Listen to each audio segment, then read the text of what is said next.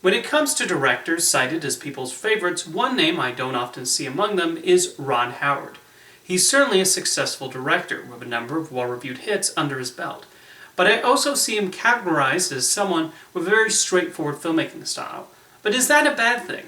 He's a director I always admire for his ability to jump into different genres, and while not every movie of his lands, he does have plenty of gems in his filmography.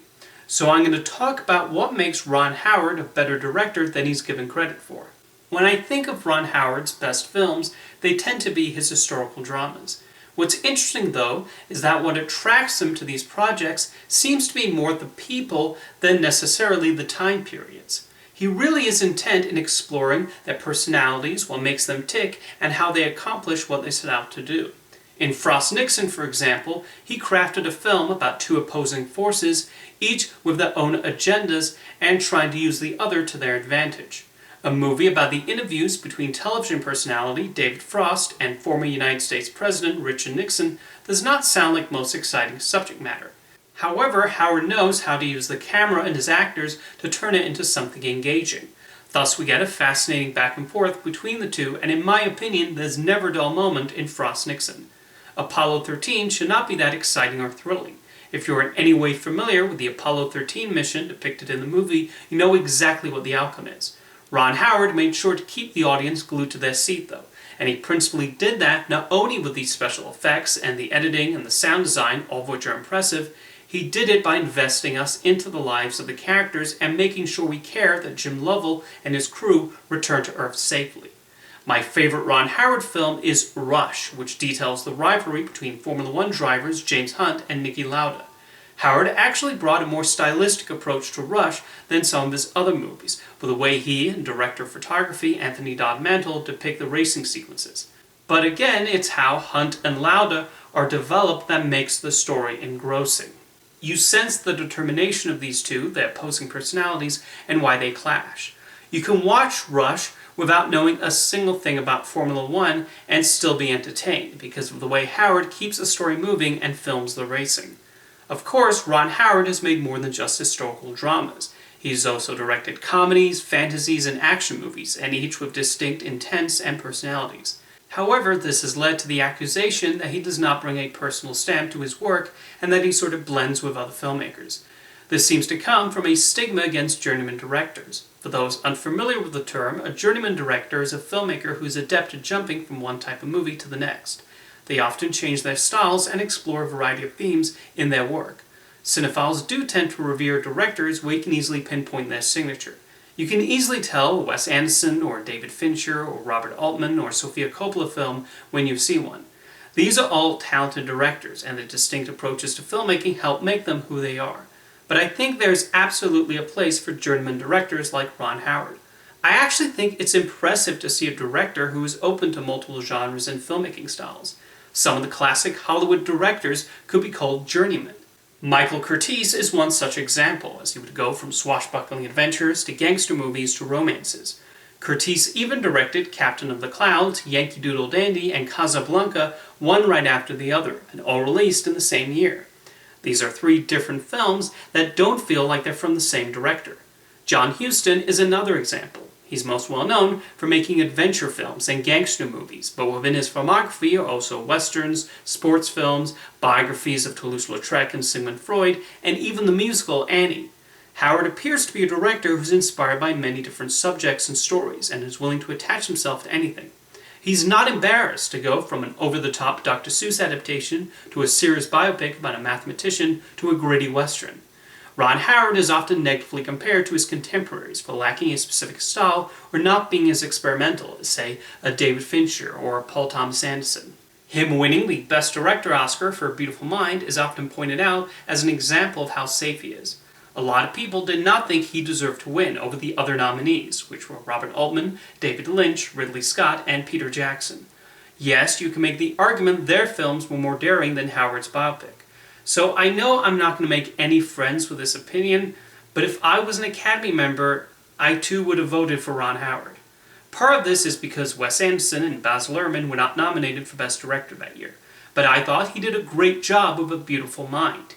He took a story about a mathematician dealing with schizophrenia and made it compelling and emotionally involving, as he gets the viewer into the character's headspace. All the different technical elements were well handled, and he got fantastic performances from his actors.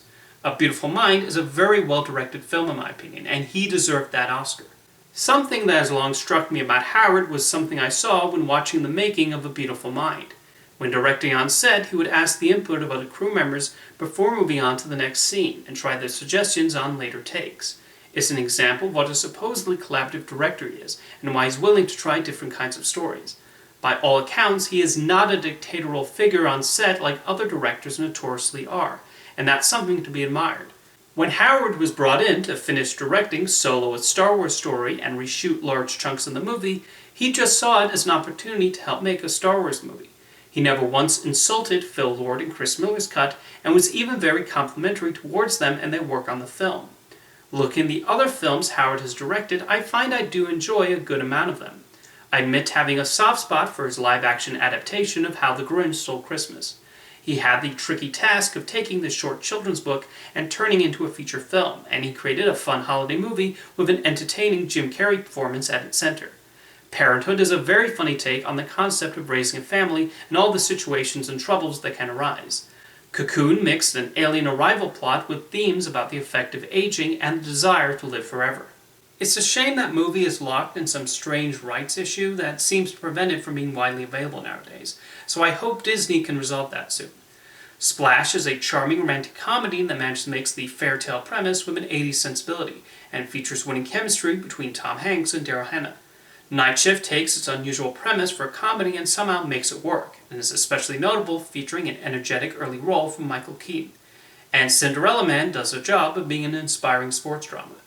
However, Ron Howard has also made his fair share of movies that have not clicked with me. Willow certainly has its imaginative and creative moments, but in the end I found the story lacking, and the film needed a bit more spark. It also does not help that Willow contains my least favorite James Horner score.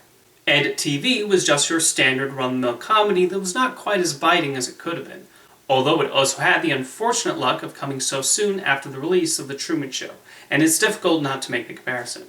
The Da Vinci Code has its moments, but can't quite overcome how silly the story is. And the third film in the series, Inferno, would probably rank as my least favorite Ron Howard film. Howard is often really good at making his movies engaging and well-paced, but I was really bored by that one.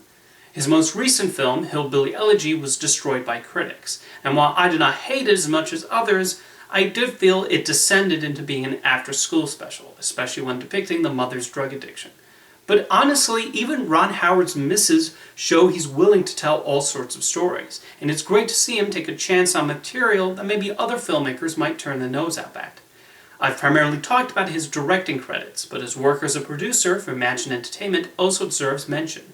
Ron Howard was instrumental in the creation of Arrested Development and getting it on the air, while Mitch Hurwitz devised the story and characters and Anthony and Joe Russo laid the groundwork for the visual look of the series. The show's unique shooting style, mixed with a script full of layered jokes, originated with Howard, and he also provided a delightful and hilarious turn as the show's narrator. Universal and Imagine have been trying for years to get a Curious George movie off the ground, including as a live-action CG hybrid film and a computer-animated film. However, it was Ron Howard who ultimately pushed for it to be hand-drawn, as he felt that would be the best way to translate the original illustrations to screen. Considering Hollywood had already started moving away from hand-drawn animated features at that point, that really shows his producing power. In an ironic twist, even though Ron Howard won the Oscar over David Lynch for Mulholland Drive, he was an executive producer on the original television pilot back when it was intended as a possible television series for ABC. To conclude, I find Ron Howard has a fascinating filmography, and his passion for directing comes through in every film. He's willing to try anything, whether he's depicting the lives of real people or thrusting a character into a wacky situation. He's hopeful that the audience will be along for the ride. He has a good eye behind the camera, and while yes, his directing tends to be more traditional, nor does it necessarily break new ground, he knows how to utilize the skills of his collaborators and take advantage of the art form. And it says something about how his career has progressed that when someone mentions Ron Howard nowadays, people are more likely to think of him as the director of Apollo 13 and The Grinch than as that actor from Happy Days. He's an extraordinarily talented filmmaker, and I think plenty of his movies will live on and be fondly remembered for a long time. See you next time.